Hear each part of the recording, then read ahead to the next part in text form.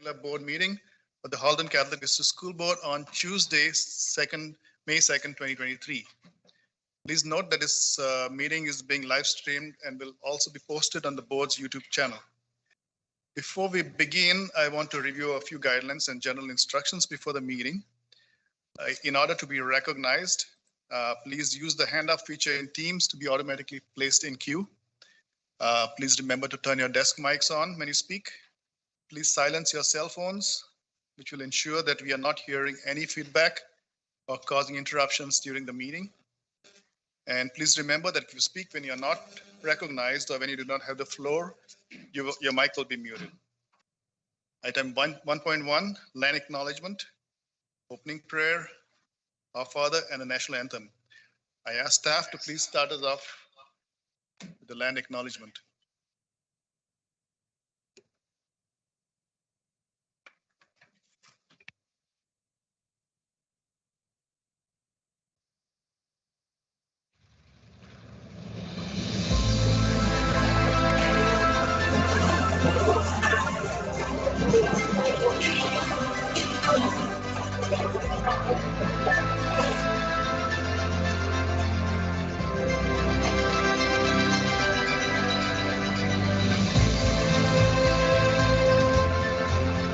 Halton, as we know it today, is rich in the history and modern traditions of many First Nations and the Métis, from the lands of the Anishinaabe, to the Attawandaron, the Haudenosaunee, and the Métis. These lands surrounding the Great Lakes are steeped in Indigenous history. As we gather today on these treaty lands, our Catholic social teachings call us in solidarity with our Indigenous brothers and sisters. So honor and respect. For direction. Lands, waters, plants, animals, and ancestors that walked before us. All of these wonderful elements of creation exist, gifted to us by our Creator God. We acknowledge and thank the Mississaugas of the Credit First Nation for being stewards of this traditional territory.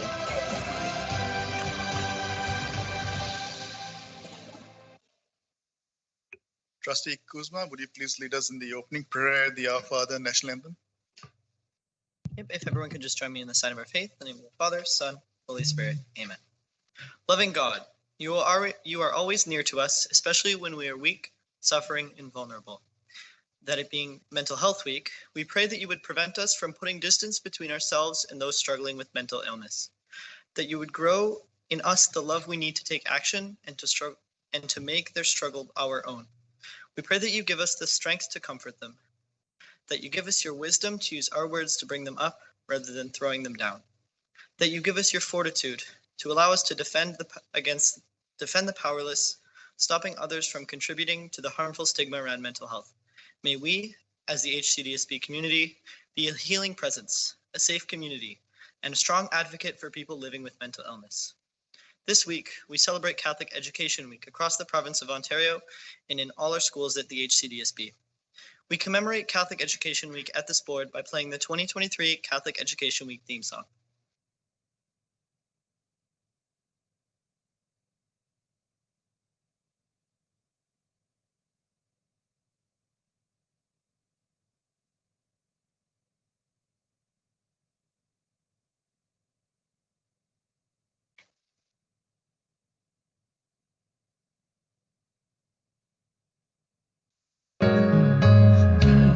Many, we are one, shining brightly like the sun, coming together, one body in Christ. We are many, we are one. Open our eyes so we can see the love of God in all. Open our hearts so we can listen. Help us be slow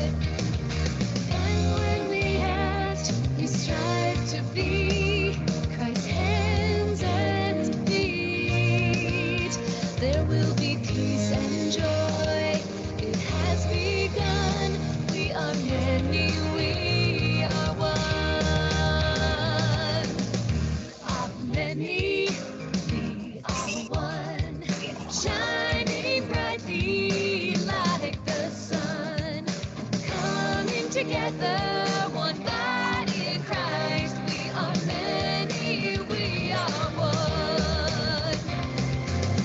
We are many, we are one. Shining brightly like the sun. Coming together, one body in Christ. We are many, we are one. This little light of mine, I'm gonna let it shine. This little light of mine, I'm gonna let it shine. This little light of mine, I'm gonna let it shine. Let it shine, let it shine, let it shine. Coming together, one body in Christ. We are many, we are one. We are many, we are one. We are many, we are one.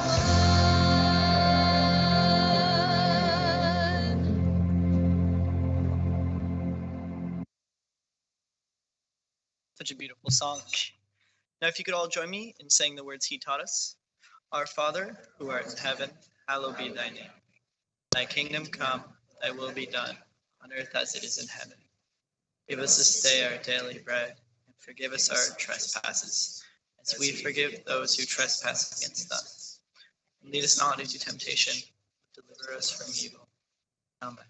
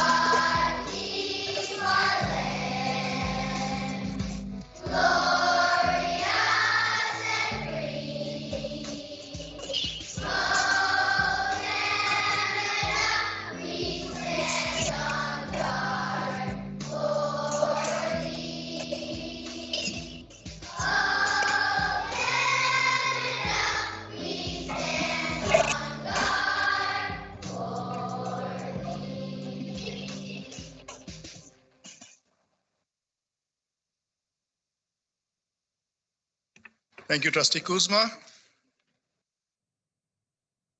Moving on to our next item, which is motions arising from in-camera. There was a motion from the in-camera session that will require a vote in the public. I will now hand over the gavel to Trustee Johan Chanada, as I have declared a conflict of interest on this item. My wife is employed with another school board, is an employee of another union, and I declare a conflict of interest on salary and bargaining items related to central bargaining. I shall now hand the gavel over to Trustee Johan Chanada.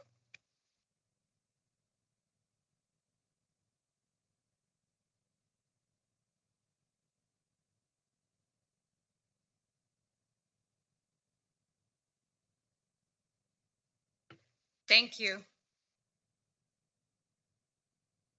So be it resolved that the Halton Catholic District School Board ratify the attached memorandum of settlement between the board and QP 3166.01 custodial maintenance effective September 1st, 2022, and to expire August 31st, 2026. May I have a mover? I'll move it. Trustee Powell. Could I get a seconder for this item? I'll second it.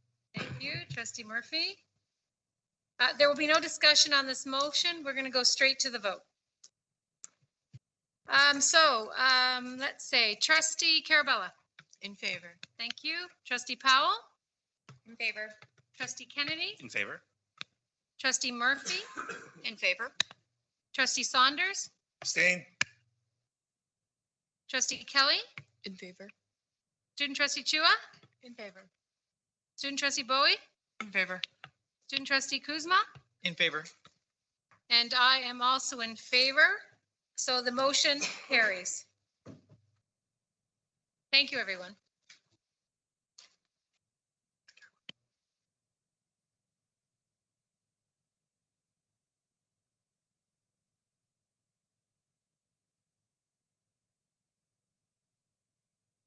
Thank you, Trustee Ohanchanara, for doing this section.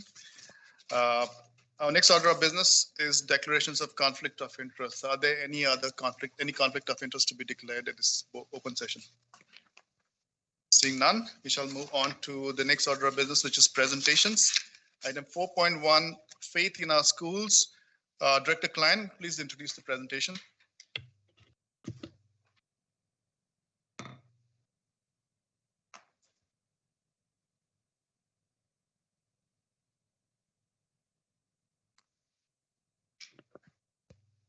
Thank you, Chair. Through you, Chair, to trustees tonight, for those outside of this building here in almost the midway point of Catholic Education Week, whose song we have heard a little while ago. Its infectious melody will be haunting us and entertaining us and giving us solace through the next several hours.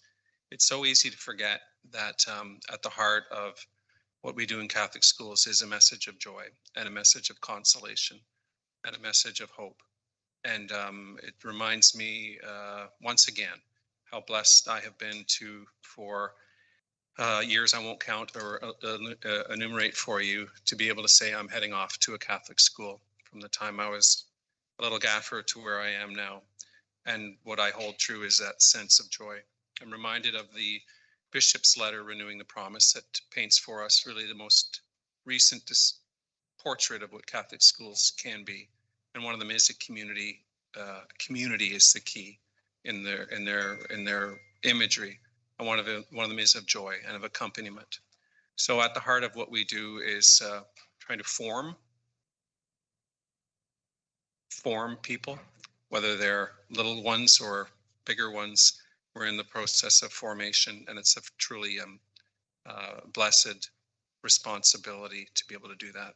I will turn the mic over, as it were, to Superintendent Nar, who will begin, I guess, paint this a little more in more detail. Thank you.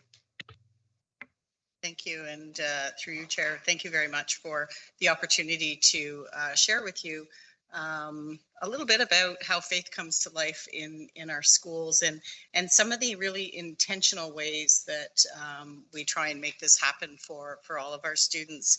And it's great to be here during Catholic Education Week to be able to share this and, you know, as the song said, let some light in and shine a bit of a light on what happens. Want that upbeat music, you can go to St. Thomas the Apostle up in Waterdown on Sunday mornings, because that artist runs the children's choir up there. So just as an aside. But so today we're going to talk about bringing faith to life in our schools. And I'm blessed to have Patricia Delben, who's our religious and family life consultant here with our board, and our system chaplain, Jillian Federico, to help share in this good story. So that you know that in our Catholic school system, we're continually trying to provide programs and activities that are certainly rooted in faith and delivered by dedicated, knowledgeable, and caring staff. And our staff are always working at fostering and energizing those Catholic learning communities that they're part of, that are centered on our gospel values, founded in our instructional practices, and rooted in the Ontario Catholic Graduate School expectations. So I don't know if Elizabeth can move the slides along. Thank you. So John referenced this moment of promise and renewing the promise. And so just as a bit of a background, because I want to share how intentional we are in our planning, we have actually 3 promise documents over time. The first one was written in 1989. It's called This Moment of Promise. And it was written by the bishops of Ontario at a time of change for Catholic education across the province. This is when full funding had happened a few years prior.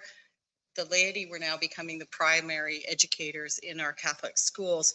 And so the bishops wanted to provide some directions and thoughts on how they wanted to see Catholic education continue in the care of the laity, or in the hands of the laity. Following that, a few years later in 1993, Fulfilling the Promise came along. And this one, again, was from the Ontario bishops. But this was at a time when they were recognizing that the leadership in our Catholic school systems across the province was in the hands of the laity, and they would be making the decisions going forward about what was happening in our Catholic schools and maintaining that Catholic identity and sense of mission. So that was more of a letter to the challenge of leadership, if you will, at the time. And then, of course, we have Renewing the Promise, our most recent document that came along in 2018. You can move this slide. So Renewing the Promise was a pastoral letter that was written by the Ontario bishops following the last ICE symposium. And this is timely because next week we are going to be attending. We have a team from our district attending the ICE symposium. That one is centered on faith formation.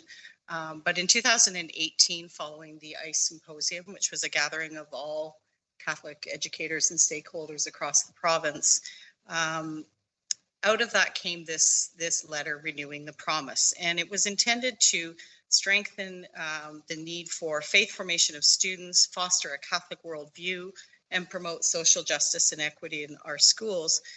And in the letter, the bishop certainly emphasized the role of Catholic schools in the evangelization and the formation of disciples, the call on all the members of our community to work together towards that common vision of Catholic education. And it's certainly centered around the promise that you see up on your screen, but that promise of every student being able to have the opportunity to encounter Jesus every day in our Catholic schools. We go to the next slide. So along with Renewing the Promise, our daily work is also drawn in intentional and systematic ways from our religious education program and from the Ontario Catholic School Graduate Expectations. Patricia is going to speak a little bit about those later on. The Ontario Catholic School Graduate Expectations provide us, if you will, the look-fors and the hopes for the outcomes of our students that are graduating out of our Catholic schools. And they certainly are very in line with what our mission, vision, and values are for our district. And there's intention in there. Go to the next slide. Our school system also has a focus on faith for our students through the use of essential questions that explore the meaning and the applications of Catholic beliefs in our daily lives. So these grade level questions are connected to all of our Catholic social teachings. And these questions, there's an example of the grade 4 questions there for you, but they encourage our students to develop a deeper understanding of their faith and what it means to live it out in a meaningful way. And of course, you're aware that we launched our new theological theme for the next 4 years. And it's based on Micah's message of justice, mercy, and humility. It hopes to inspire students to live out a life of service and work towards creating a more just and compassionate society. So our hope is that over the next 4 years, by reflecting on this theological theme and bringing that to life for our students, they will, again, work towards those Catholic graduate expectations that we have. On our next slide, the next document, and I've given you a copy because I'm not sure if you would have had this document. We published this in 2018, but it is a framework for reflection that we use for our Catholic schools. And it takes our board's mission, vision, and values, and it takes all those previous documents that I was talking about, and it shows how we can bring that to life for the students in our schools. It's focused on 4 pillars that help to ensure that our school communities exemplify in word and deed that good news of Jesus, and that all 4 pillars are intended to create that wraparound approach so that our students have support in having those opportunities for encountering Jesus, and of course grow and develop in their faith. We can go to the next slide. So the 4 pillars are a Catholic learning environment, Catholic curriculum, Catholic community, and Catholic school staff. if you think about renewing the promise as in a similar way of the Gospels, it's that vision of the Catholic community, and that would be the what. If you think about this document, this framework that we've put together, it's more about the lived experience, similar to the letters of Paul, how we're called to be in community and live that out. The document was intended for our staff to use as a way of, first of all, being able to articulate the distinctiveness of our system, but as well to look at it as considerations. So what kinds of things can we do in our school to make sure that we're bringing that faith to our students? It's not a checklist of, okay, we got to do number 1, 2, 3, and 4, but it's, let's look at our school, let's look at our community. What areas can we grow in? What areas can we celebrate that we're doing? What are things we need to think about as next step? So it's a tool that our school principals and our staff use to reflect on what's happening to bring that Catholic environment to life in the schools. And at this point, I think it's Patricia. She's going to Patricia and Jillian will break down those 4 pillars that we take a look at. Through the chair, thank you so much for permitting me tonight to come and speak of something I'm very passionate about. And I selected this passage because I really truly believe that our learning environment is a sacred space. And when we walk into schools, that too is a sacred space. And when we walk into this building at this very moment in this space, we're called to remember what our mission, our vision, and our values are, our baptismal call to be able to proclaim the gift of Jesus Christ. And so come no closer, remove the sandals from your feet, for the place on which you are standing is holy ground. Next slide. So our Catholic learning environment is sometimes tangible when we go into a school and you see a sacred space as soon as you enter, you see a cross. But there are also other things that we do within our school system that allow for that learning environment to become a space and place where we feel like we belong. A place and space where we feel welcomed, where we belong to a family, the same way we do to the church family, the iglesia, right? Our place and space that we come to revere God and work towards understanding what God wants for our lives, but also in partnership with the domestic church and in partnership with the school. And so our Catholic schools are an extension of that family and that church. And it's highly visible through prayer and through liturgical celebrations. And it's even palpable in the communication that we give one another, the greetings that we give. And when we look at our Catholic community, who are the partners that we are partnering with? When we look at how we support parents and community members, when we look at the types of events that we provide in our school system. So I would preface, or I would give as an example, support to parents for anti-sex trafficking, support for new teachers, support for our community that is not Catholic, that is working within our school system. All of those pieces are part of our Catholic learning environment. Next slide, please. I'm also going to talk about Catholic curriculum. And sometimes we imagine that the Catholic curriculum is really just religious education and family life. And I am so excited about the fact that really our elementary program, our curriculum given to us by the Ontario bishops and through Pearson is complete from grade 1 to grade 8 this year.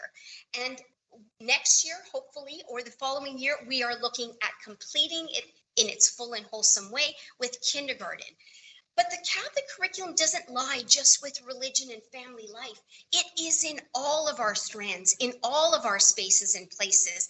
And it is exceptionally present in the way that we project that curriculum into the world. So whether it be through the arts or math or science, the books that we're reading, those are all really curated to inform students in our school, whether they are Catholic or whether they are not, but to inform what we stand for and what we believe in.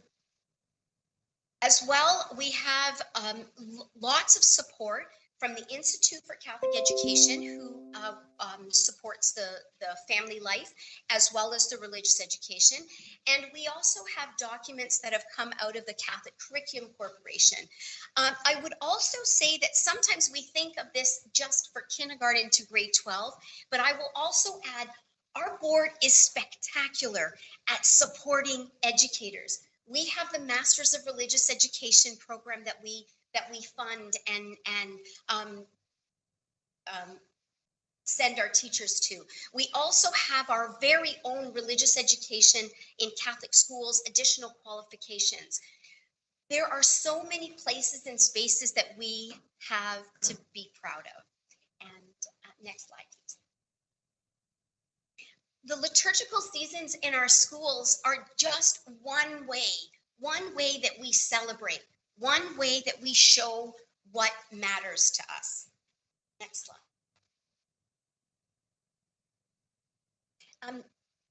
Superintendent Nar did speak of the Ontario Catholic School graduate expectations.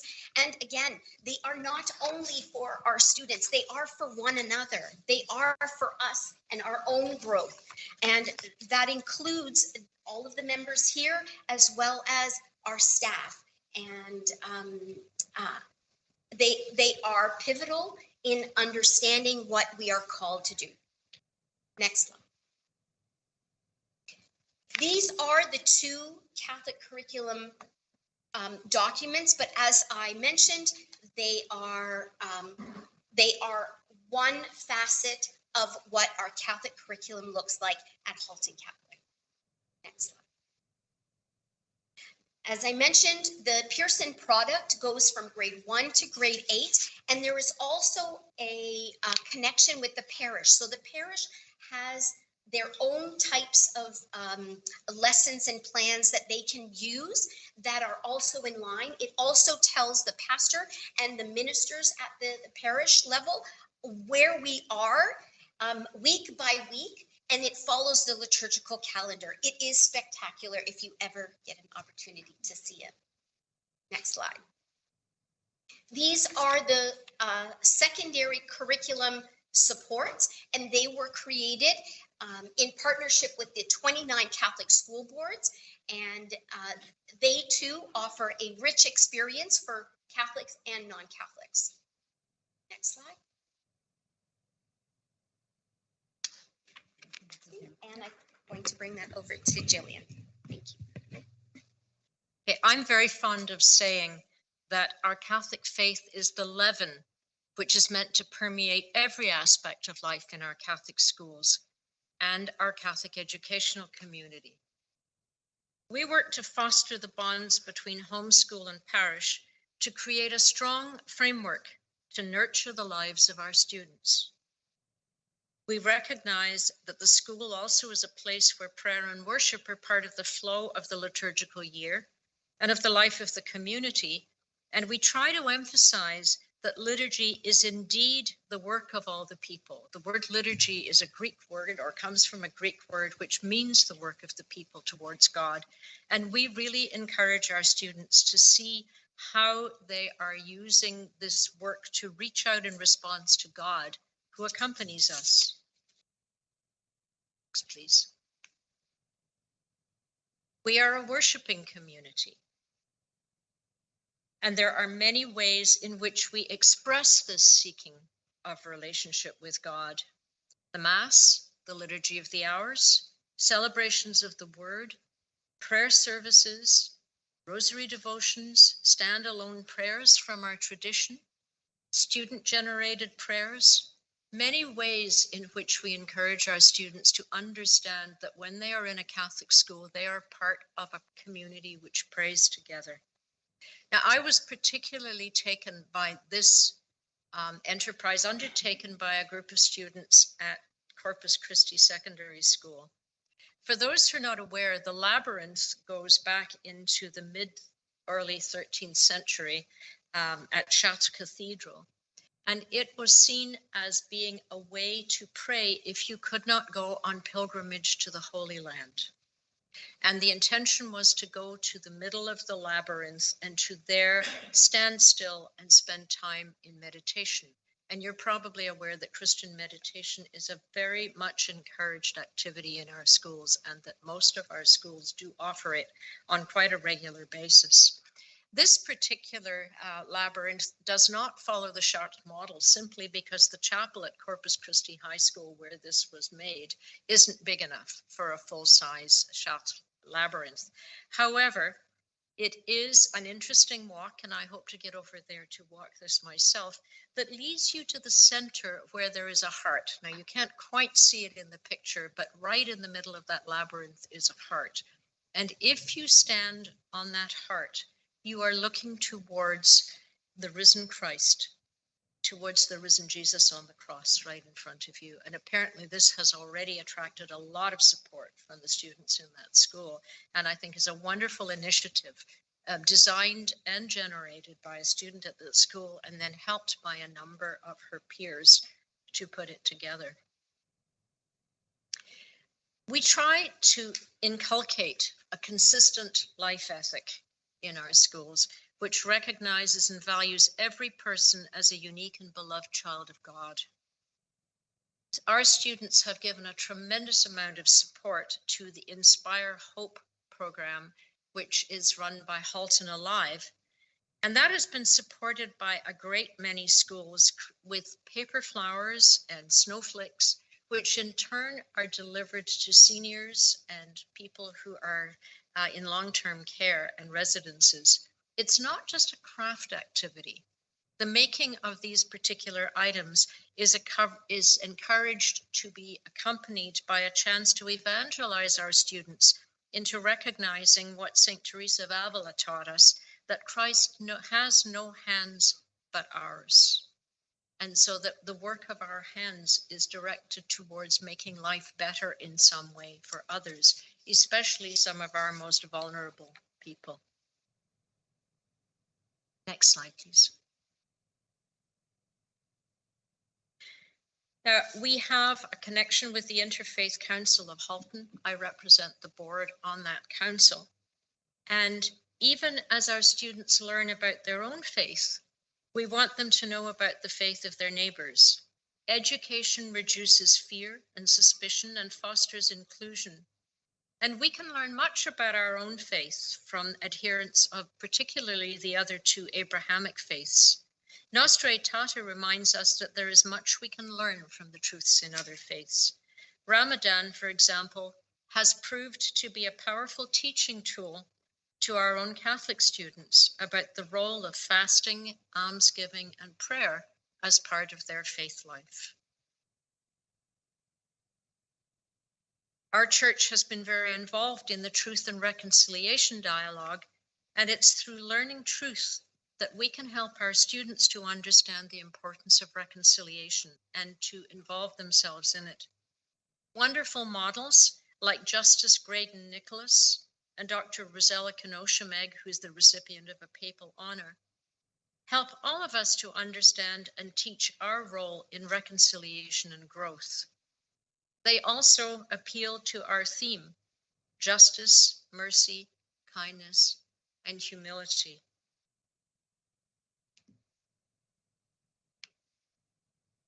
This year during Lent, students and staff had the opportunity to participate in not just one fast, but two fasts to support people both in the local community and the world. And part of our role in Catholic education is to help our students to be compassionate people who will care for others in their own community and in the rest of the world. The first of the fasts was to help them to understand what hunger does to people, to understand what that felt like.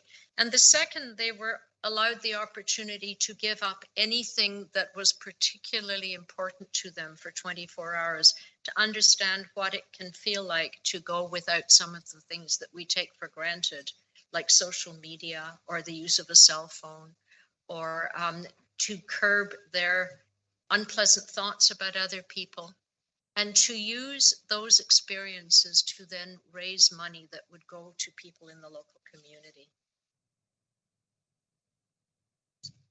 Now, there are times when the catechesis of children leads to inspiring their parents.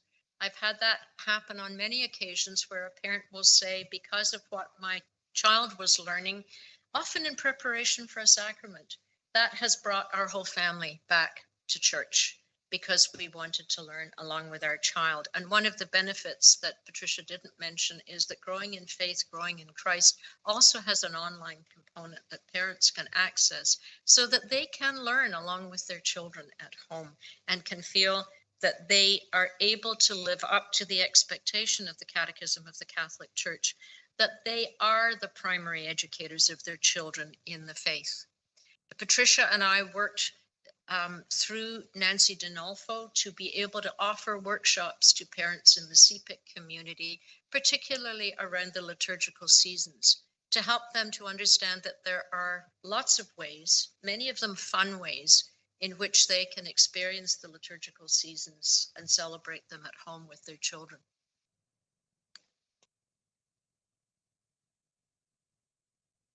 Our children learn about worship and celebration at school, as well as in the church. And by educating our teachers about what constitutes good liturgy, we can share a consistent message along with the parishes as we teach our students how to pray and worship. So we were very happy to have Monsignor Murray Kretsch, who is perhaps the principal liturgist in our diocese, to share the document gathered into one, which you can find on the diocesan website, that talks to us about how we can offer our best in our liturgy as we give our praise and prayer to God. The theological theme is more than just posters on a wall. We have a theme prayer, which has been translated into a number of the most commonly spoken languages in our communities to encourage our students to pray it in the language of their home. We also offer it in Anishinaabe Mawan to recognize the faith of Indigenous ancestors in this locale and to honor their faith as Catholic Christians. Our HCDSB staff share a common focus on faith and do take pride in openly being able to demonstrate and celebrate that faith. They need to feed their own faith in order to be able to assist in the formation of the faith of their students. We cannot give what we do not have. Every adult in a Catholic school participates in some way in pastoral care to students and to fellow staff. The rage for what would Jesus do bracelets may have moved on. However, we're constantly challenged to face the situations that come up in our days by asking ourselves, what would Jesus do? We recognize that there are many gifts shared with us by God and many ways of showing leadership, some of which are very obvious, some less so, and many of which are quite countercultural to the secular world. One of the ways in which we see our subject matter, our teaching through a Catholic lens, recognizing the uniqueness of each person as a child of God and that the gifts given to us are meant to be used, helps us to celebrate the richness of the kingdom of God, which we are all called to help build.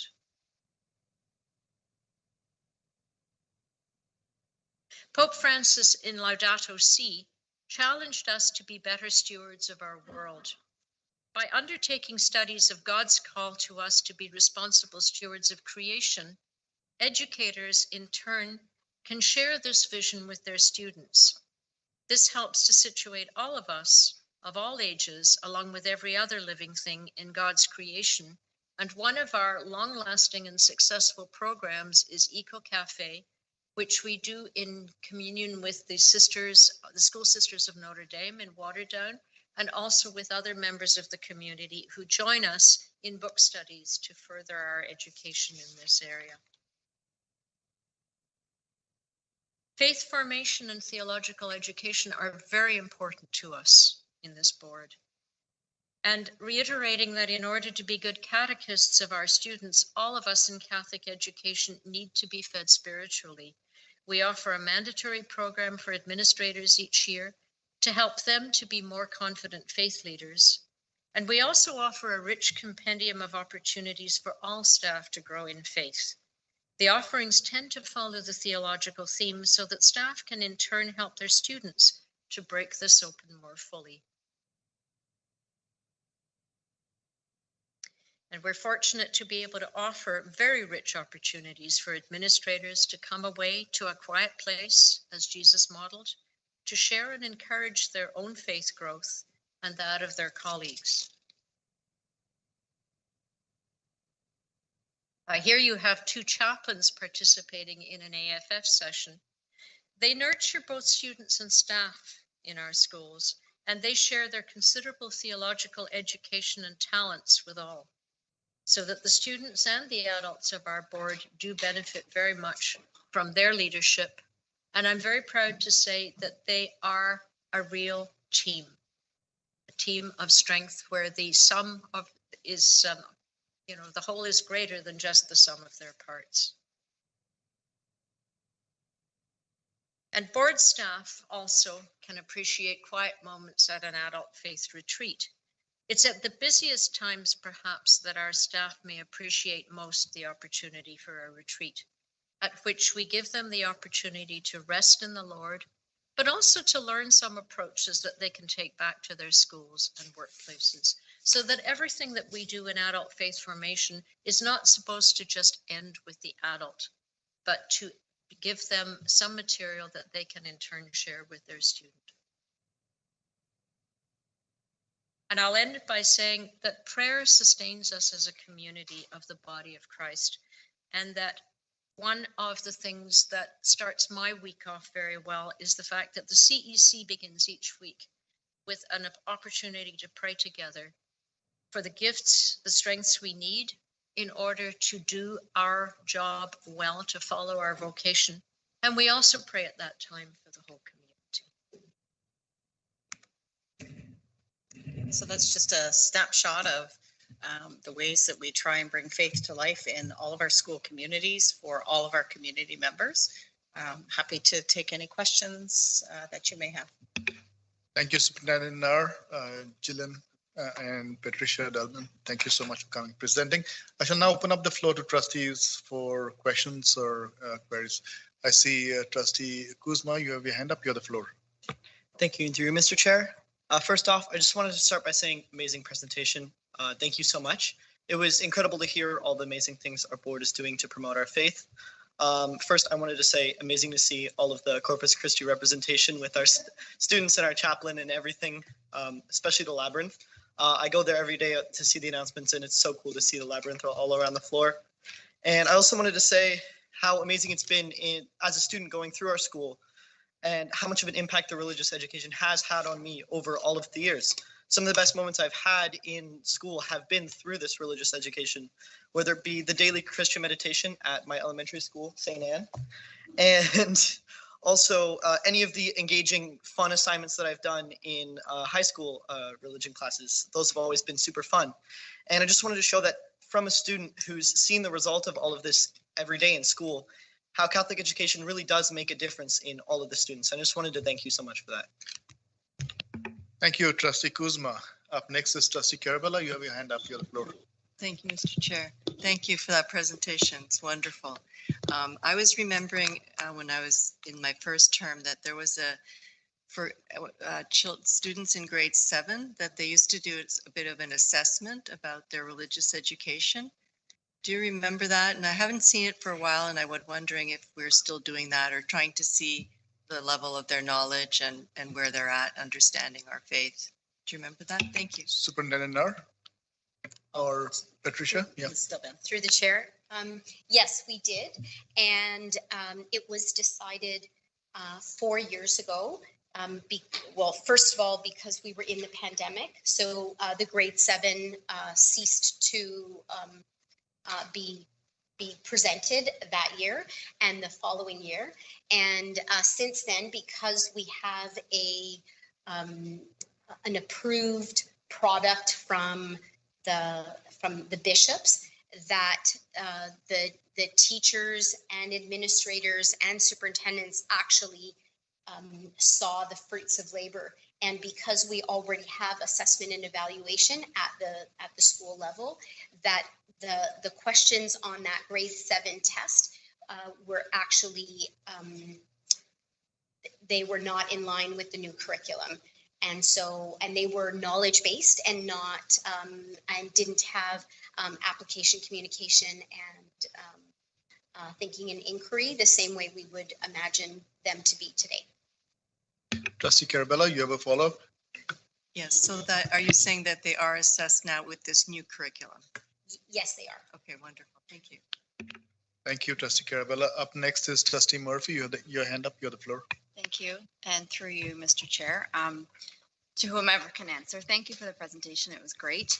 I'm wondering, are there any faith-based clubs? I'm sure there are, but I just don't know what they are. So what type of faith-based clubs or extracurricular groups are there available, and how are they promoted to the student body? Superintendent Nar?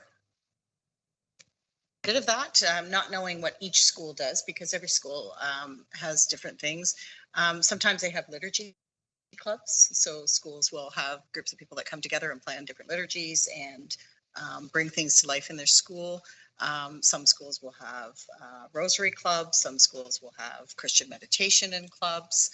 And then certainly a lot of our social justice clubs, they might have different names to them, but they're grounded in faith and they're grounded in, you know, the Catholic social teachings. So it's not just about we're going to do good for other people. There's a faith grounding in that and reference back to, as I said, those essential questions that are based each grade level on our Catholic social teachings. That's how those social justice clubs would be embedded into faith.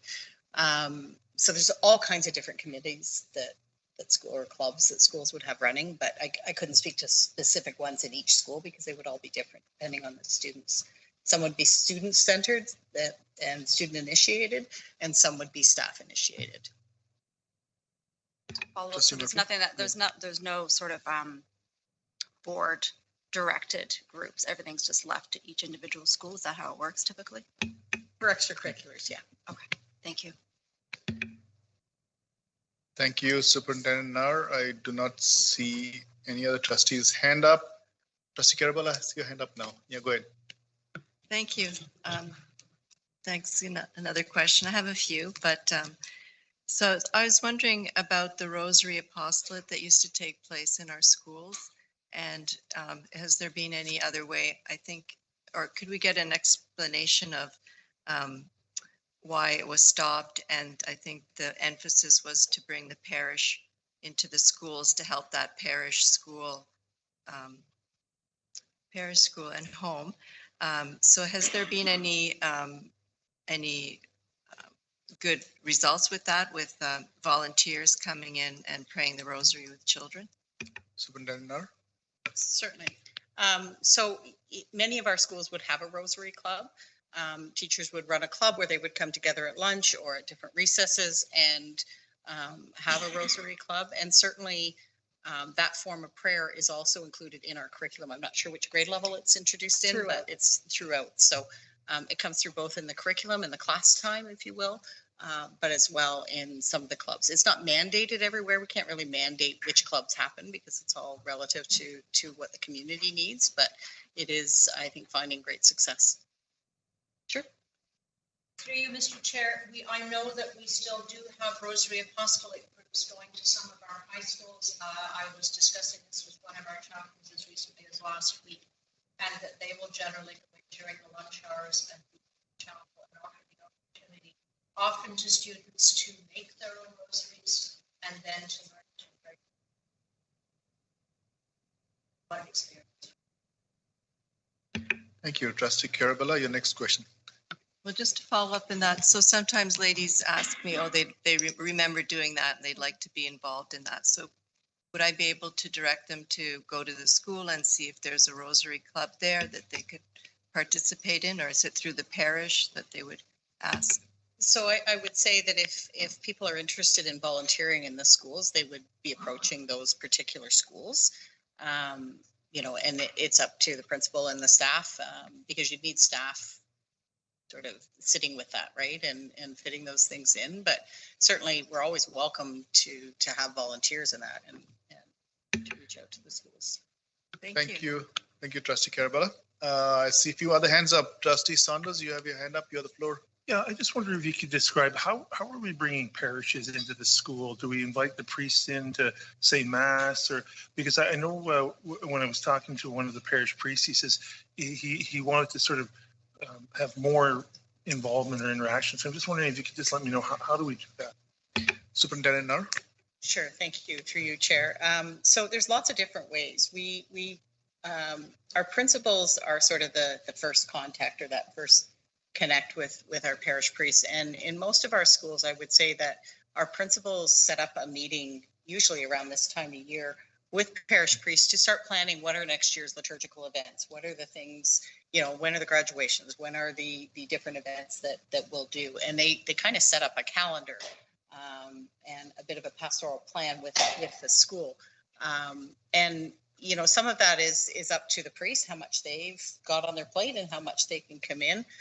We always encourage our schools to invite our priests in, not just for coming in to say mass or to perform liturgies, but also to come in and just be part of the school community. Come in on open house nights, come in when it's curriculum night, just be with the community, not always having them to come in and just put to work, if you will. So there's certainly an open invitation, and our principals are pretty good about working with our pastors, and we're in continued conversations as well with our dean and with our vicar, Monsignor Kano Mahani, on all of those things around parish school relationships. Thank you. Trustee Saunders, you have follow-up? Through the chair. Do we ever bring in like missionaries? Like I can remember, I don't know if they mentioned I went to a Jesuit high school, and they used to bring in missionaries who had been in places in the world that were in real need. And I remember that having an impact on me, where they sort of described their devotion and what they had done and the things. Do we have that opportunity to bring missionaries in and people like that who could just share their experiences? Absolutely, and I'll let Jillian jump in a little bit on that. But vocations is a big piece of what we will do with our schools. Jillian, if you want. Through you, Mr. Chair. Yes, we do have vocations visits, usually at least once a year in each high school, but often in each semester. And very often the people coming in from the religious orders are missionaries who will talk about their missionary experiences and get a great deal of interest from the students because of that. Thank you, Trustee Saunders. Next, we have Trustee Murphy. You have the floor. Thank you. Through you again, Mr. Chair. So the diocese has a grant to subsidize the formed subscription service, which I have and I love it. It's an amazing streaming service for Catholic videos and audiobooks, and there's lots of great resources there to learn from. And I'm wondering, since we have this subsidy from the diocese, is there any reason why it's not in any of our schools at this point? Superintendent Nar?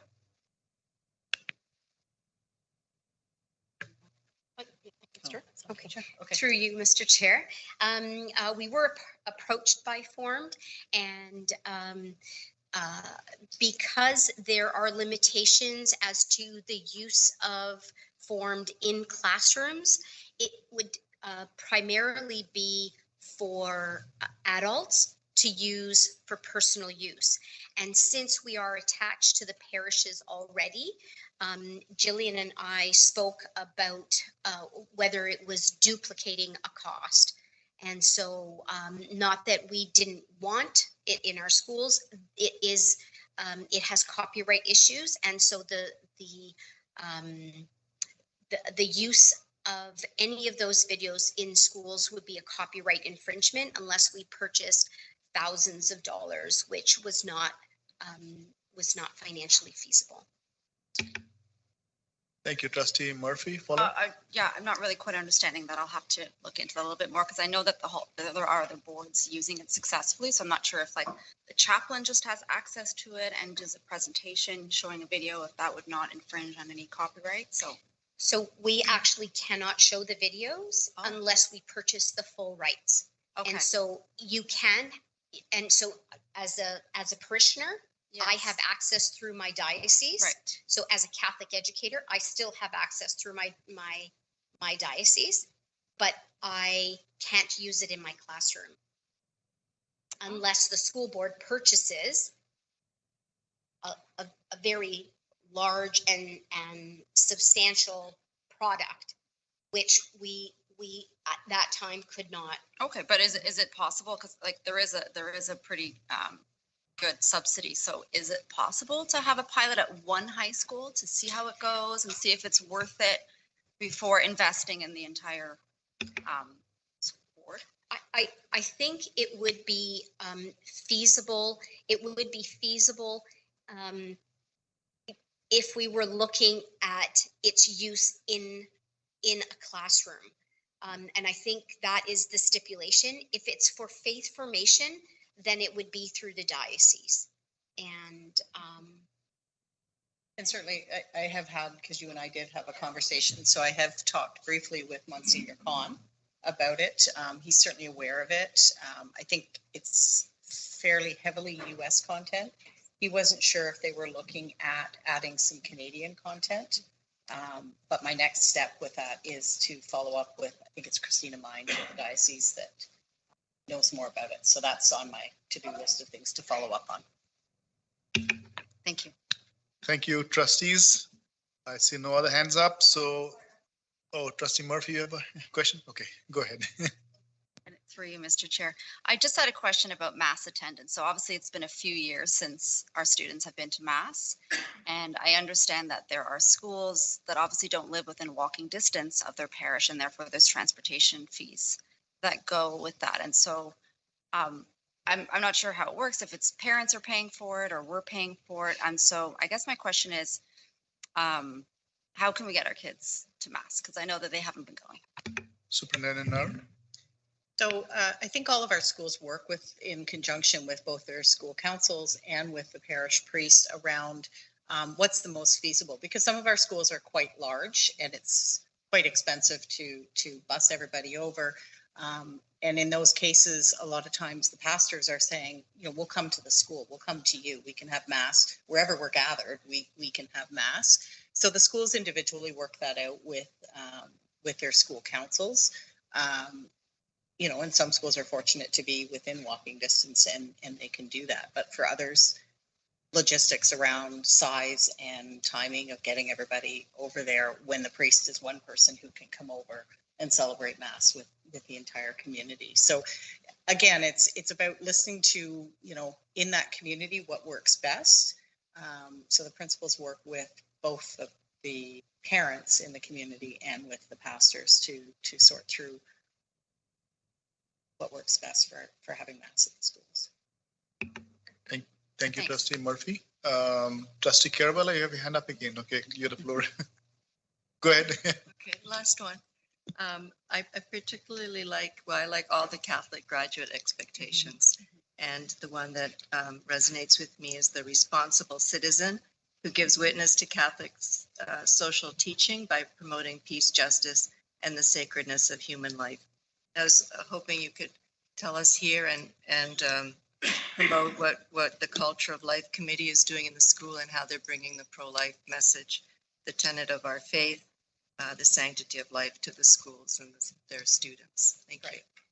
So, and Jillian, you can jump in at any point as well, because I wasn't at our last Culture of Life meeting, but as you know, we have a system Culture of Life group that comes together that has representatives from each of our high schools that then take back and work with their Culture of Life groups. They're all called different things in schools. Some of them are a broader social justice focus. Some are on Culture of Life. But so they do different activities in their schools to bring awareness, to advocate, and to bring an understanding to the students. So some of them will do it in different ways. Some of them will do it like we shared with you around making flowers through Halton Alive to take to the seniors' residence. Some of them will do awareness campaigns and put up kiosks when they have different things going on in the school so that students can come by and hear it. Some of them will do fundraising for Schiffer House or any of the, supports that Halton Alive and other agencies in our community work with on pro-life issues. So there's a number of different ways that they will do it, and it's unique to each school how they come together. I don't know if Jillian wants to share anything from our last session together. Through you, Mr. Chair. Another thing is that we have an umbrella group of which Culture of Life is a part called People of Life, which addresses all sorts of other what we would consider life-based or life-inspired issues that would look at things like best buddies, where we treasure the life of every student, of every participant. And that becomes then an extension of what I referred to earlier as a consistent life ethic, which what we're trying to teach students is not just to focus on one slice of life, but to see the whole continuum of life from conception to natural death to be important, to be worth giving our attention to, and to look at this through a lens that treasures every person at every stage of life. And so that, even medical assistance in dying is one of the areas that a lot of the schools have been investigating to make sure that the students understand what the issues are with that. And I believe that there have been some postcard campaigns which were launched to express opinions to members of Parliament about that. Thank you. Thank you. Trustee Kennedy, you have your hand up. You have the floor. Thank you. Just wondering about school retreats. Were they pre-COVID or do we have retreats now? Are they to the same level they used to be? Can you give an example of one retreat? And is there funds for those, or do parents pay for the retreats? Is it school generated funds? I don't know. Through you, Mr. Chair. Superintendent, yeah, go ahead. If I may. There is a funding model to cover retreats. Even during COVID, schools were still doing retreats online, so that it may not be the ideal to do a virtual retreat, but retreat type activities were being done in the high schools with students, particularly the grade 9s and 10s, who we felt had the greatest need to have that retreat experience. And I know that a lot of the older students complained about missing out on retreats, but every high school chooses its own retreat model. Some of the retreats are done by class, some by grade level, some are done on site, some are done off site, often in a local church. Or if they can manage to get the support financially, they will take the students somewhere well off-site to do activities which help them to understand community perhaps a little better, but also within the context of their faith and in their dignity for each other. Trustee Kennedy, you have a follow-up? Okay. So now I do not see any hands up, and so thank you so much, Superintendent Nar, Jillian and Patricia, for the amazing work that you do within our system for faith formation within our staff and students. So thank you so much, and we really appreciate the great work you do and your team. You're just representing a team, so you go and pass our wishes to your team. Thanks so much.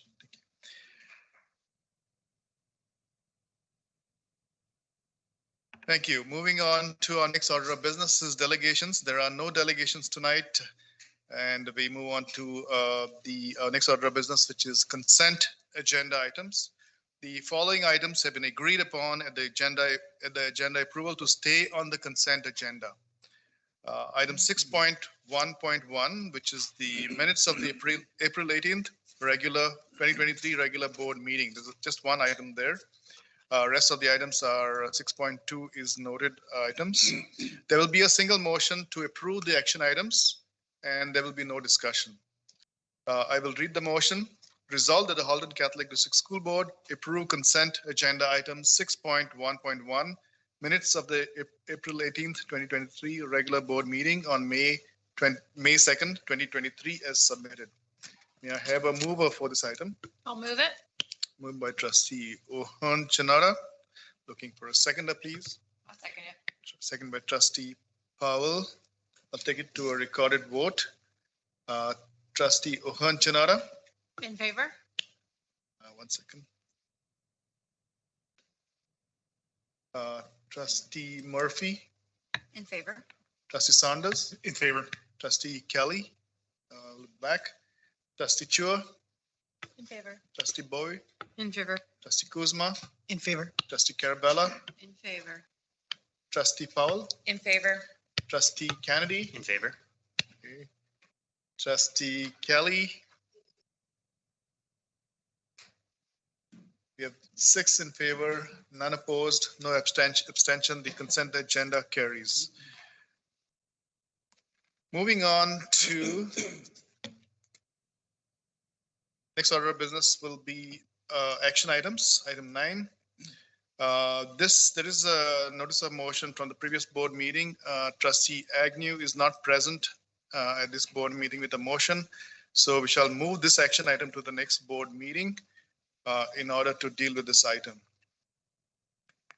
We shall now move on to our next order of business, which is staff reports. There are no staff reports tonight. Our next order of business is information items. Student trustee item 11.1, student trustee update. Student trustees, please present your report. Thank you, and through you, Mr. Chair. So I'll be starting with achieving. And this is a super exciting part for me because I love esports. And on April 27th, 2023, 26 teams of students from across the board came together to compete in the HCAA Rocket League esports tournament run by HCDSB's team at Notre Dame. Elementary and secondary students in teams of 3 battled it out until the very end, leaving Christ the King as Tier 1 championships and St. Bridget as the Tier 2 champions. Huge congratulations to these teams for winning and to every student who participated in the amazing event.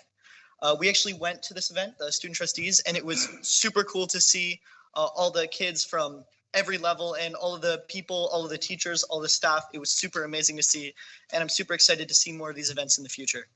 And in addition, the Holy Trinity Tronic Titans participated in the first Robotics World Championships in Houston, as we said in our previous report.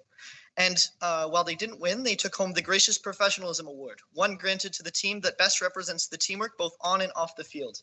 And this is a huge achievement because it's actually voted by the other teams. So the other teams had noticed how amazing they were working together. So we're so proud of this team for representing the HCDSB on a worldwide level. And we'd like to extend a huge congratulations to this team on the amazing job they've done.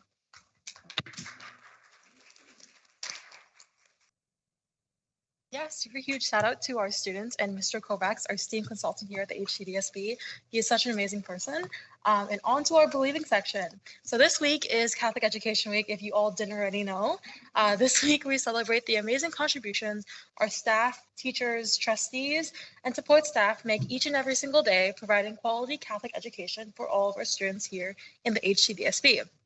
This year for Catholic Education Week, I am spearheading the creation of Asta Eco's Catholic Education Week video, highlighting the theme, We Are Many, We Are One. And the video can be found on Asta Eco's website if you want to look that up. Secondly, to celebrate Catholic Education Week, the Student Senate Catholic Faith in Action Subcommittee has made a series of educational social media posts to be posted on our at HCDSB Instagram and Twitter accounts, highlighting what Catholic Education Week is and what it is all about.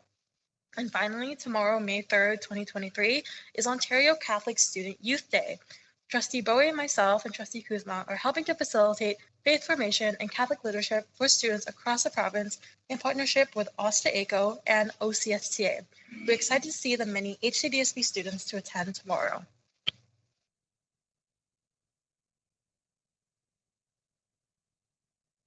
And last but not least, at our April General Senate meeting, we reviewed the steps taken by the board regarding the student census with our senators. The senators were curious as to the board's plans to address certain concerns raised through the census, and we encouraged all of them to share these opportunities with their student bodies.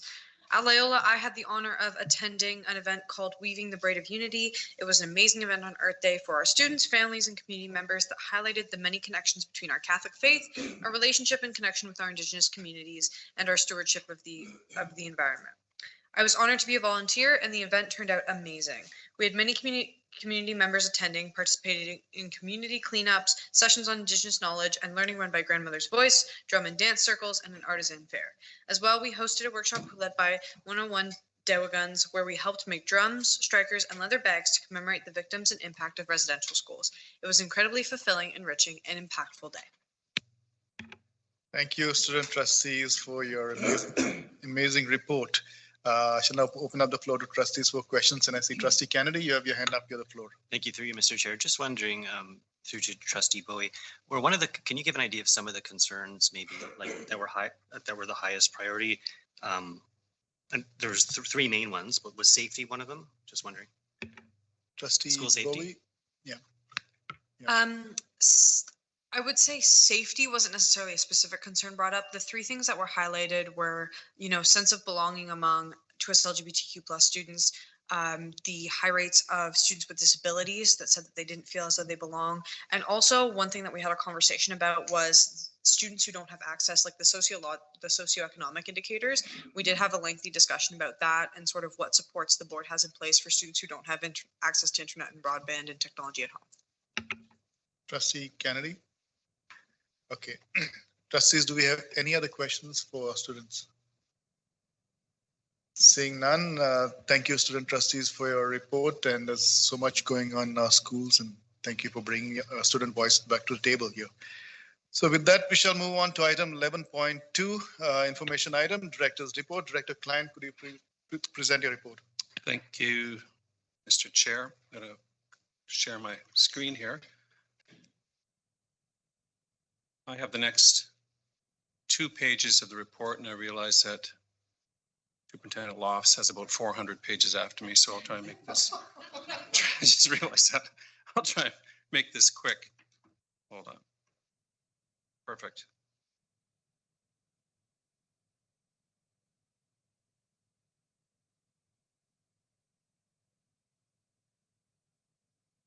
All right, so a fairly brief presentation report, and I thank the student trustees, as usual. I think stole my thunder. Pretty much everything I'm about to say has been already addressed by them. We've got to get our act together on this.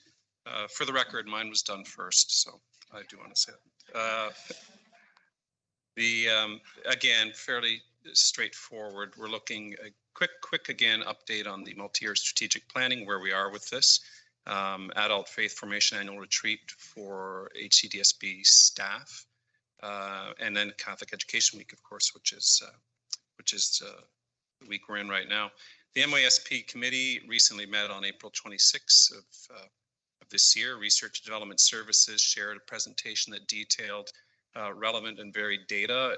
We are fairly much data rich. I'm looking at Dr. Collymore here, who her research team really led us through so much of this. And there was an opportunity for us as senior staff and as trustees to dig into some provocations in terms of questions to begin to think about where we want to go as a school board. And I think it was very rewarding. It's certainly being in the midst of this and having opportunity to interact with trustees was rewarding. And again, the facilitator that we've taken on to lead us through that was very good at structuring that and guiding us through it. And we realized it's a little more complex than we thought, and a great opportunity for us to work together and to think about where we're going to be going ahead.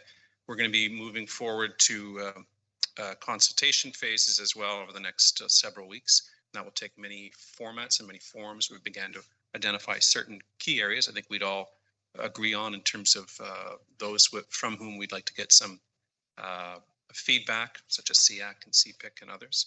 And again, we are set to meet in early June, which is coming up sooner than we think.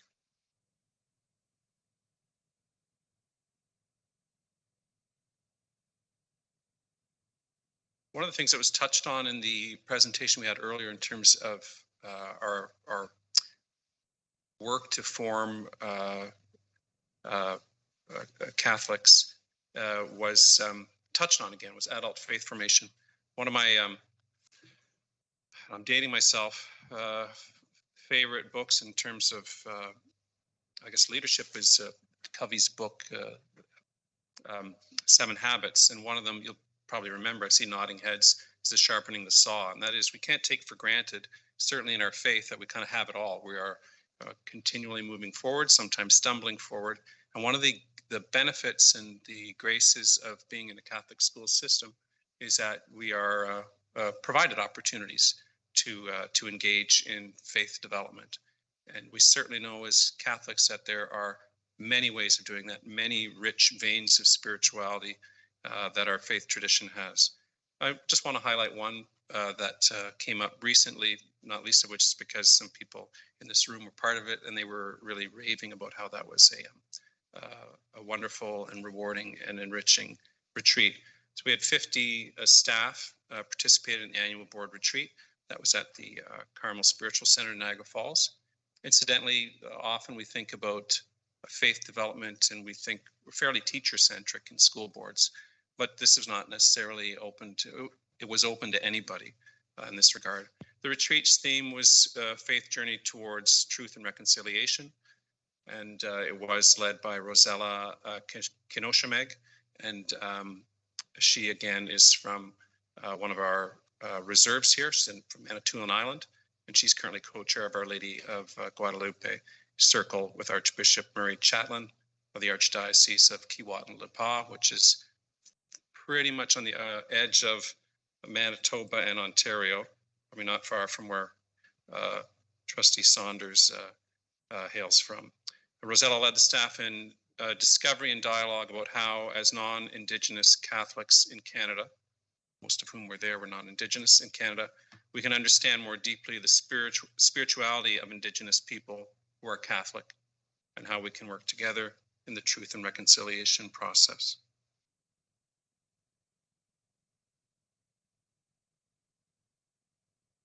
Good battery. And Catholic Education Week, of course, is the Education Week that we're in right now. Education Week has been celebrated for many years, and I'm proud to say that the Catholic schools seem to take it on with a little more passion, a little more fervor, maybe a little more pride. But Education Week is something that is everywhere. I think for some reason, though, we've seemed to carry it with a little more energy, I think. Every year there's a different theme. I'm almost guaranteeing you that Oxt will almost, by the time this is over, will be sending out stuff about next year's one. It is incredibly organized and incredibly blessed in the sense of there's so many people that help form it. It's a really good collaboration of trustees, of pastors, of theologians, of faith leaders, and of course of teachers and others in our systems throughout the province, including our Francophone friends as well. The theme is "We are many, we are one." Every year there's a different theme, and again, it does, I think, reflect that I think strength of our faith, that we have diversity often in practice, but a unity in faith. I can't remember who said that. It might have been Augustine, but it's an old comment about that speaks to the heart and the strength of the Catholic faith. And of course, each day has a different theme. Very well resourced. Teachers have no end of resources, and it's geared for primary students, junior and intermediate and high school students as well. So teachers can zero in on those as well. And of course, the diocese has promoted this with our pastors too.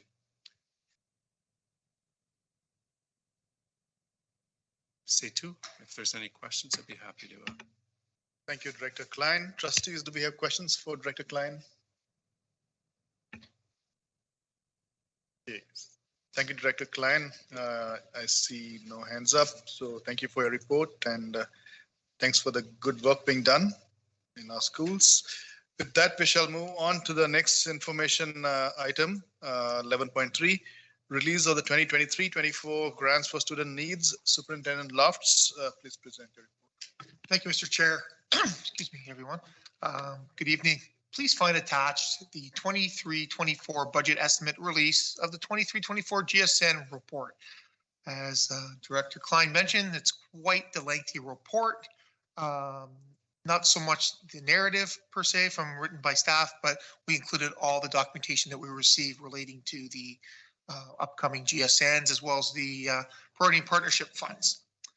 So some of the highlights, I might just maybe just speak briefly to at least a few of them, and maybe I'll start initially with the GSNs, or the Grant for Student Needs, which is where the majority of our funding is derived from, primarily based on student enrollment being the largest driver for this funding source. The support for students and system priority funding. So this has been extended for another year. This was funding that was related to previous collective agreements. As we know, there's a negotiations going on as we speak. But some of these positions that came out of the prior negotiations and the prior contract collective agreement are being continued for another year. So the ministry continued them for this current school year, as well as we got information that's going to be continuing for the next school year. We also received some additional funding for the GSN, through the GSN, in the ventilation to kind of help run our ventilation at around the COVID type situation we were dealing with before. GSN, you might have heard some transportation or some information around transportation and how there's a new funding model out with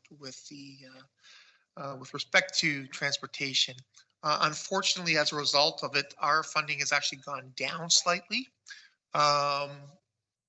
We have gone down in our GSN for transportation funding.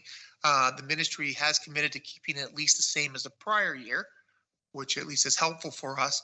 But as we know, it's still going to be a pressure point for boards and for us in particular, given that inflation is still at greater than 4%, but our funding is stagnant from the prior year. Remote learning administration. So the ministry has provided some additional funding for remote learning, and this relates to more the Ps, the principals and the vice principals if required, as well as administrative staff, so office staff and such. Temporary accommodation. So last year around this time, I want to mention everyone that it went down. Our funding went down substantially last year in this area, about $700,000. It's gone down another $700,000 this year. This is partly due to the fact that the funding is essentially a pot of $40 million that has been around for a number of years. And as schools or as boards require it, we basically split that 40 million across the province. How do we split that? It's basically a rolling 3-year average on the needs. So for what this is used for, everyone said for our portables. So you can imagine with our number of portables that we have, we use that funding extensively. But the problem is through COVID, there's been a lot more portables that other boards have used. So that pot hasn't changed, but the number of boards dipping into that pot has. So that's particularly why our percentage is going down, and it's substantial. It's another pressure for the board. Priority partnership funds. So these are the funds that they announce them on a yearly basis. They're essentially for the current year and the current year only. So they could go beyond a year. They might not go beyond a year. Some of the interesting ones that we received for this year, and it's maybe some of the information you might have heard in the press, is their staffing to support de-streaming and transition to high school. So we received here about $2 million. And this funding is used for additional teachers in grades 7 to 10 to work directly with students to provide early supports to prepare our grade 7 and 8 students prior to transitioning to de-stream grade 9, and also to continue to support our grade 9s as they transition into grade 10. So that's some new funding that we received this year. Another allocation we received, about $950,000 or so, relates to the education staff to support reading intervention. So this is some new funding. It's primarily for our students in kindergarten through grade 3 who would benefit from more support in reading. Now, I don't have any more particulars really on it. There should be a transfer payment agreement that comes out with a lot more particulars on these, on what these funds can and cannot be used for. But at least right now, that's at least the initial analysis that we have on it. We also received some additional funding for early reading enhancements, so kind of early reading screening tools. We also received a PPF for a math recovery, a board math lead. This is approximately 167,000 or so.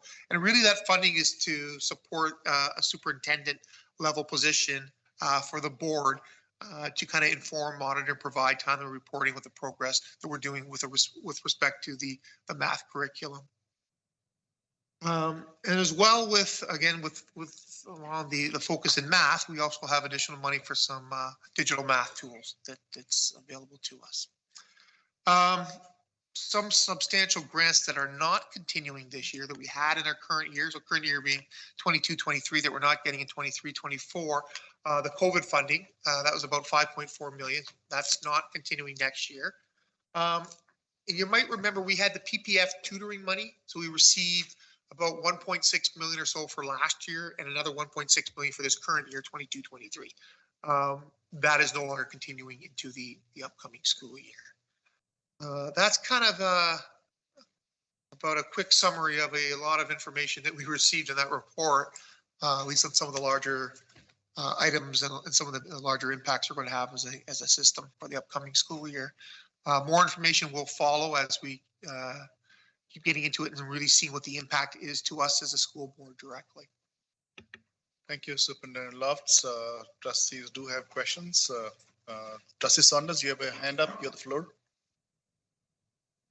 Sorry, through you, Chair. Yeah, so I'm noticing, so it looks like our funding went up 1.4% for the year base funding. Mm-hmm. And so given that this is below inflation, this looks bad. This doesn't look like we're keeping up with inflation. And is that like a reflection of the fact that I noticed that we've lost some students in elementary? Is that what's driving this, or I know it's a big question, but I just yeah, certainly. And through you, Mr. Chair, to you, Trustee Saunders, there is so with respect to our school operations grant, we received 2%. So you're right, below inflation. That's to kind of help with our heat, our hydro, our gas, and such, which again, like you mentioned, is below inflation. Our transportation grant, which is about over $10 million, is stagnant. It's gone down a little bit, but really it's probably going to be a stagnant grant because, as I mentioned, we'll be getting some top-up funding to kind of bring us up to last year's grant level.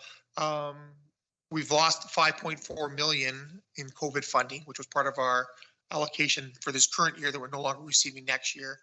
There has been a provision outlined, and the ministry has it outlined in the report as well, for upcoming contracts and such that could be coming due. So they've added at least a little percentage. So now we have to keep that into a provision if the contracts have not settled.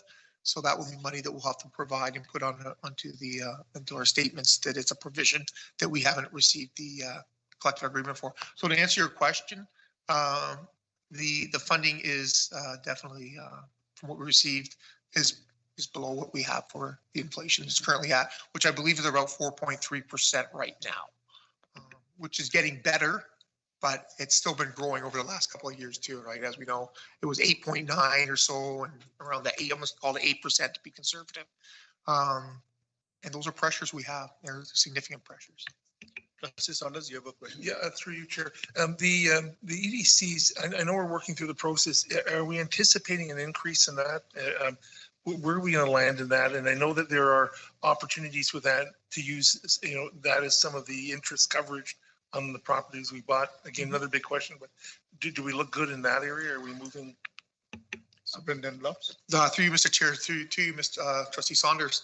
EDCs, I wouldn't include EDCs in this discussion for the sake of this. It's more, this is operational type expenditures I'm really referring to here, Trustee Saunders, not on the EDC side, which is more for the purchasing of our sites and our land, which will get made up over the next 15 years. But you're right, we are looking at the EDCs and we do have a deficit there, but really that deficit hasn't been incorporated into this discussion here.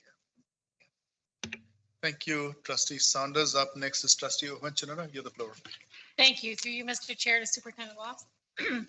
So I did, in all honesty, I went through the document, but I didn't read all 5,000 pages of it.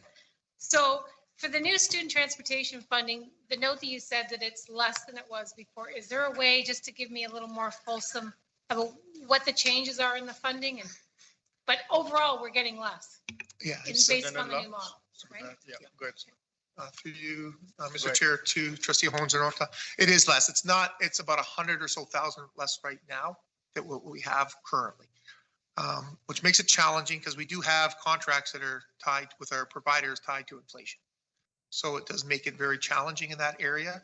where our deficit will continue to rise in that area. It might be something we may need to discuss. Thank you, Trustee Honchanara. I do thank you through you, Mr. Chair. Just to follow up, what exactly changed in the funding model, I guess is what I'm trying to get at. It's Mr. Chair. It's difficult to pinpoint. The models changed substantially in how it's actually being enveloped now. They provide, whereas before it was almost like, I'm not going to say a lump sum, but it was more some based on enrollment times the allocation percentage. And essentially it just flows throughout to our HSTS, to our consortium. We're part of consortium with our board, with the public board. And they in turn run our buses for us, and both boards pay into that consortium.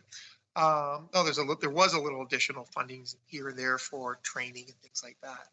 This new funding model is much more involved than the previous funding model was. So we still don't have all the particulars out on it yet to go through it in detail. I just have the total dollar amount that we're looking at right now. And at least our preliminary numbers are showing it going down slightly, with the caveat being that, I don't know if caveat's the right word to use or not, but at least with the information received from the ministry, that at least we won't receive less funding with the new model for at least the next 4 years. So at least we'll receive the same funding we had previously. But again, with inflation and costs and such, it still becomes a pressure point for us as a board. Thank you, Superintendent Lofts. Up next is Trustee Carabella. You have the floor. Thank you, Mr. Chair. So I have 3 questions. So one, with the tutoring funding being finished, so that means going forward there will be no more tutoring services for students. And what would we be relying on? Superintendent Lofts. Through you, Mr. Chair, to Trustee Carabella, that's correct. The tutoring money is now eliminated after this year. We rely on what the ministry provides us to offer more tutoring. So really, there really isn't anything there, unless Superintendent Kroll may have something to add that I might have went over too quickly. Or through you, Mr. Chair, we wouldn't be able to offer the formal tutoring that we have been able to offer, but we certainly have lots of opportunities for students to get extra help at school, as we did sort of pre-COVID. There just won't be this formal tutoring program that we've been able to offer the last year and a half. Thank you, Trustee Carabella. Your follow-up. Okay, and so thank you for that. And so the 5.4 million that was for COVID and will no longer, that was used for COVID related. So now we won't be using that because we were using it for COVID things. And those are sort of over. So, or are we going to have to dig into our budget and find ways to cover some of those things? And what would they be? What would we be still having COVID expenses? Thank you. Superintendent Lofts. Through you, Mr. Chair, to Trustee Carabella. You're correct. Like COVID is, for all intents and purposes, we'll say over, albeit my mother has it right now, so she won't say it's over, but it's obviously not to the same degree it was before. So to your point, yes, and it's not to the same level that we were dealing with, fortunately, over the last few years. There are still some, and again, without getting into it all right now, there are some expectations sometimes we have to look into. I know we have the ventilation expense, there has been additional money provided for that, but whether it's enough to provide, it's very hard to pull out, Trustee Carabella, because you're dealing with electrical for running our fans more, right? So it's kind of hard to pinpoint that's exactly related to running our fans. That's exactly, I guess filters and such would be a little easier, but at least on the fans and our electrical bills, it becomes cumbersome to do. So that's one example of an item that's going to continue per se, but you're right, at least we do have to, we still will have, at least right now, we're looking at some remote learning as well. I know the ministry has provided some funding, but really it's about $479 per student is what we're funded for. So it's not a large sum of money, but there is definitely a sum there to kind of help. So there's one example of money coming in from COVID, 479, and no longer getting part of the 5.4. Whereas in the past, those expenditures would have came out of the 5.4. So. Thank you, Superintendent Lofts. Trustee Carabella, you said you have another question. Okay, can I come back to you? I'll go to Trustee Kennedy and then come back to you because he has not had the opportunity. Trustee Kennedy, you have the floor. Thank you, Mr. Chair. Actually, can you go to Trustee Saunders? I just lost my page I was reading. Sorry. Okay, I'll go to Trustee Chua. Trustee Chua, I thought I saw your hand up. Okay, Okay, Trustee Saunders, you have the floor. So through you, Mr. Chair. So Superintendent Loss, I noticed, so just so we've got the 22-23 revised estimate. So that's with this year with the money. So then we look in the 23-24 projections, that's where we're at. So I noticed for Indigenous education grants, there seems to be a massive increase in funding. I'm just wondering, could you sort of give us an idea? Is there a program that we're bringing on board, or what's leading to that? It's through you, Mr. Chair, looking at the projections, Trustee Saunders, those were projections that were based on enrollment numbers that were estimates at the time. So it's just a ballpark figure per se in overall, and it's in its entirety. With respect to the Indigenous education, there will be, I believe, and maybe a Superintendent Kroll might help out a little bit on that. But as far as it's not like there's additional, let me back up. The funding model did change substantially with the GSNs. We're not anticipating it to have as big an impact on our board as maybe it has on other boards. It's not as if there's additional funding, Trustee Saunders. What's changed is just how it's being allocated out. So between a range of, say up to 8 students, there's a valuation that we receive per student. Anything between 8 and 23, it's a combination of Pupil Foundation grant and the Indigenous Education grant. Anything above 23 students is funded 100% by the Pupil Foundation grant. I don't necessarily think that may impact our board right now, but Trustee or Superintendent Kroll might be able to help me if that's okay, Mr. Chair. Yeah, Sure. and we're still trying to, excuse me, through you, Mr. Chair, we're still trying to unpack this a little bit to see what the change is.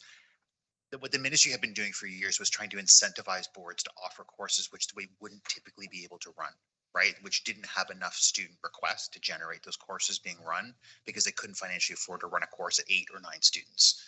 So because there's, my opinion is because there is a greater uptake in those Indigenous education courses, the ministry is starting to de-incentivize boards in running those courses at low numbers so that they don't have to pay for them, if that makes sense, right? So we can't run courses at 8 anymore if we have more than 8 students. Like we have to take the course requests that were given and run the courses that way rather than run them in receiving that funding for running them at a low number, if that makes sense.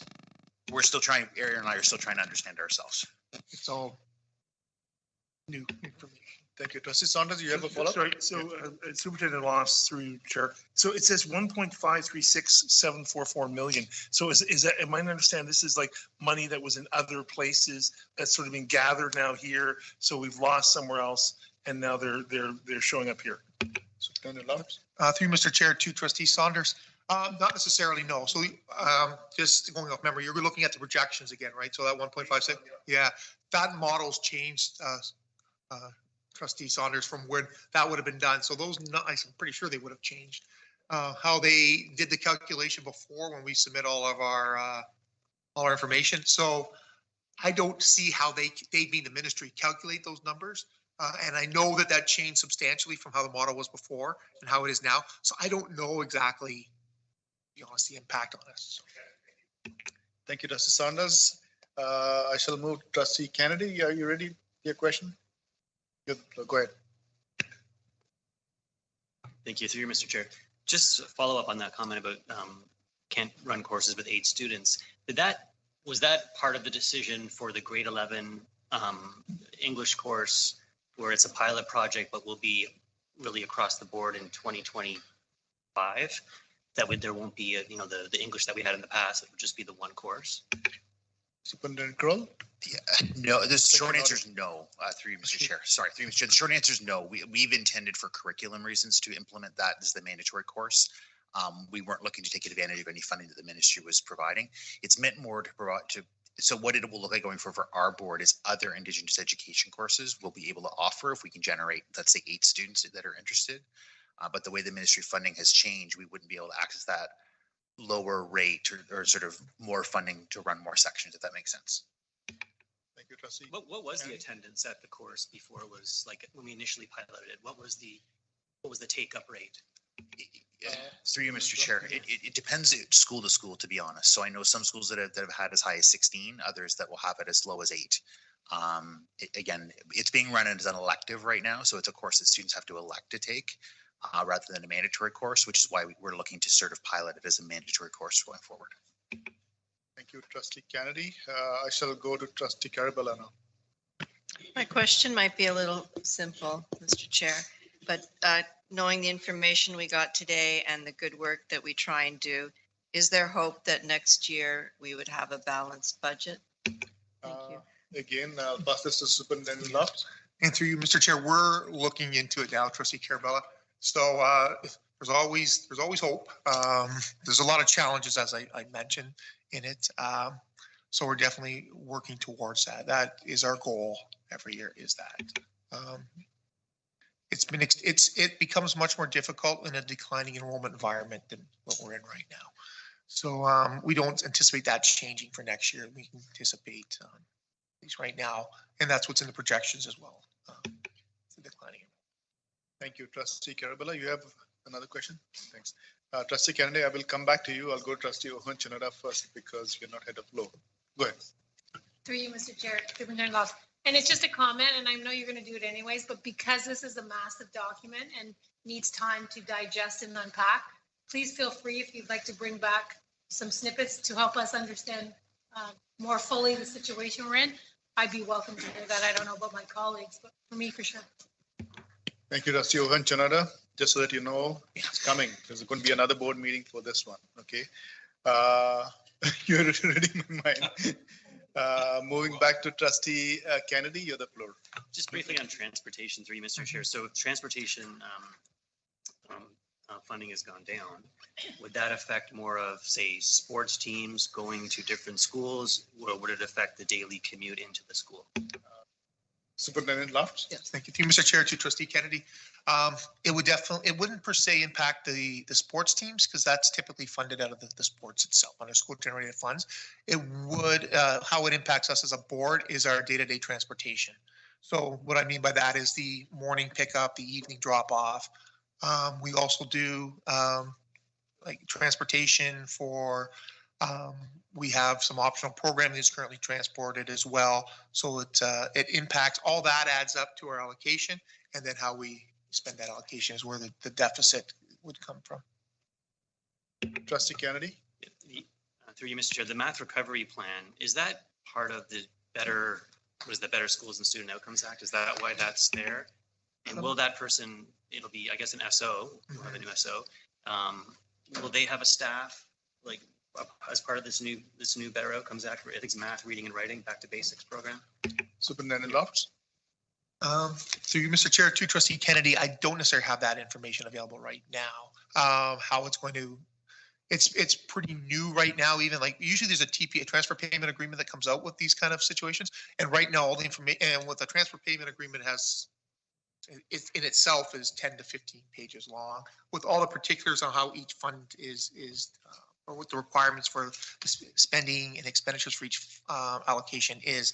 Right now, all we really have is just that little snippet that was included with the PPFs. So long-winded way to get to, I'm not sure.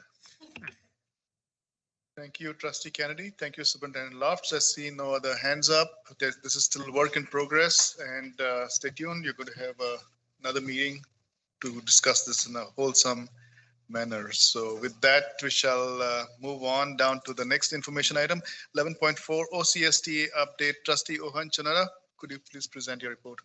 Thank you. Through you, Mr. Chair, it'd be my pleasure. Over the past weekend, our student trustees and some of the trustees attended the 93rd Annual General Meeting and Conference. And I just wanted to explain there are two main events that OXTA, other than all the other OXTA events that they present. The first one in January is usually about PD, so professional development. So a lot of that is courses, going to different seminars, et cetera, et cetera. This one that we attended is really the annual general meeting. So, you know, I'll give you a life in the day of that conference. We started with the president's report. There was nominations and elections for 2 regions that had a vacancy. Then we were lucky enough to have a keynote address, Journeying in Together in Faith by our new Most Reverend Francis Leo, the Archbishop of Toronto. That was fantastic. There was also a student trustee workshop.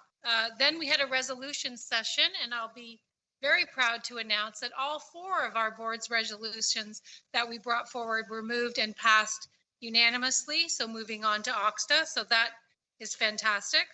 Then we had a Ministry of Education update by Deputy Minister of Education Nancy Naylor, who I believe is retiring at the end of this year. It was a very emotional ending to her speech. And then in the afternoon, there were concurrent workshops that it was very nice because each trustee kind of attended each one of these workshops so we could bring it all together. And then we had a mass and commissioning ceremony, again, with Most Reverend Francis Leo, and et cetera, et cetera. Then on Saturday, there was a presentation. It's called 4 Lessons of the Papal Visit, Reconciliation and Education by Dr. Nijan Sinclair, Professor and Acting Head of Department of Indigenous Studies from the University of Manitoba, and closing remarks. So it was a very fulsome few days. And if any of the trustees are also there would like to comment, feel free, but that's my report. Thank you. Thank you, Trustee Ohunchanara. Trustees, do we have any comments or you have any questions for Trustee Ohunchanara? Seeing none. Thank you, Trustee Kennedy. Trustee Kennedy, you have a question? Oh, no. Thank you, Trustee Ohunchanara, for presenting your report. Well done. And with that, we shall move on to our next order of business, which is open question period. We do not have miscellaneous information or correspondence. Director Klein, do we have any questions submitted for the open question period? Chair, we do not. Thank you, Director Klein. We do not have to go in camera. And our next order of business is resolution regarding absentees. We have Trustee Agnew has said that you could not attend today. She's sick. And so may I have a motion to excuse Trustee Agnew? I'll move it. I'll second. Moved by Trustee Ohunchanara. Seconder, Trustee Kelly. All in favor? Anybody opposed? Seeing none, the motion carries. Our next order of business is the adjournment and closing prayer. Before we close, I just want to thank Parliamentarian Kapoor for your immense assistance in helping us revise the bylaws and teaching us to use the bylaws. And you can see how we have a wonderful understanding of the bylaws and the procedures involved. So I want to thank you for your support over the past 3 years. Okay, and we will continue to utilize your services and expertise on procedural matters on an ongoing basis. And we look forward to your support. And thank you so much. May I now have a motion to adjourn? Trustee Saunders, I look no further. And looking for a seconder. Trustee Kennedy. All in favor? Anybody opposed? Seeing none, the motion carries. Trustee Saunders, please lead us in the closing prayer.